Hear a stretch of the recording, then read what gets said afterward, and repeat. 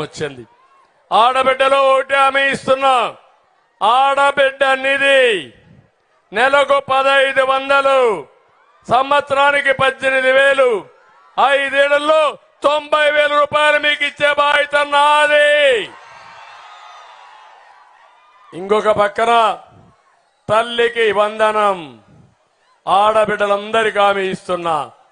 ఒక బిడ్డుంటే 15,000, ఇద్దరుంటే 30,000, ముగ్గురుంటే 45,000, నలుగురుంటే 60,000 ఇచ్చే బాధ్యత మాదని మీ అందరికీ హామీ ఇస్తున్నా. ఇది కాకుండా నేనే దీపం పెట్టాను, ఆ దీపాన్ని ఆర్పేశాడు. ఇప్పుడు హామీ ఇస్తున్నా, 3 గ్యాస్ సిలిండర్లు సంవత్సరానికి ఉచితంగా ఇచ్చి మా ఆడబిడ్డలను ఆదుకుంటా. ఇది కాకుండా ఆర్టీసీ బస్సుల్లో ఉచిత ప్రయాణ సౌకర్యం, నేనే డ్రైవర్ని. సురక్షితంగా మా ఆడబిడ్డల్ని గమ్యస్థానానికి చేరుస్తా. ఈ రాష్ట్రానికి ఒక రక్షకుడుగా ఉంటా.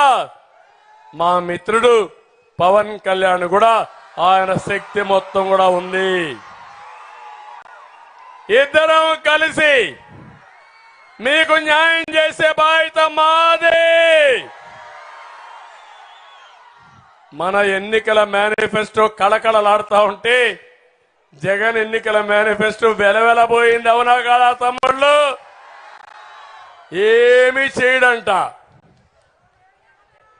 ఏమీ చెప్పడంట, మీరంతా ఓట్లేయాలంట. నేనట్ట కాదు, మీ ఆశలు మీ కోరికలు తీర్చే బాధ్యత నాది. పిల్లలకు ఉద్యోగాలు ఇచ్చే బాధ్యత నాది.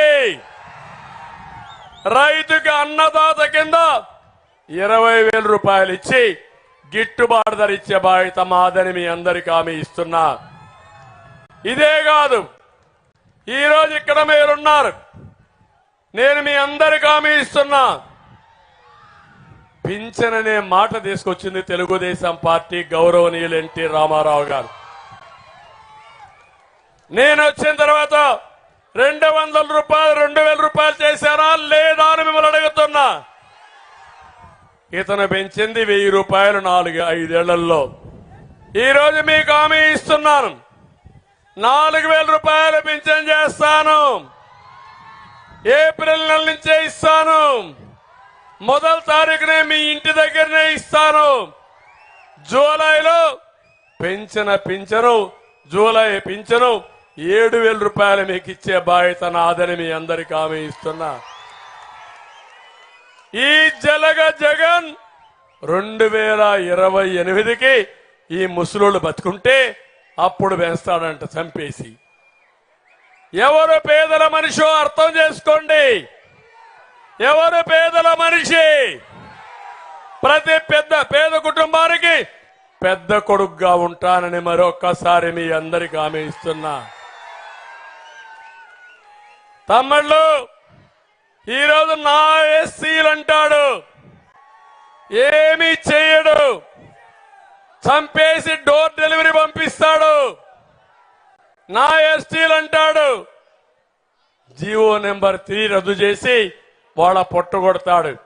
నా బీసీలు అంటాడు, ఏమైనా చేశాడా అని అడుగుతున్నా.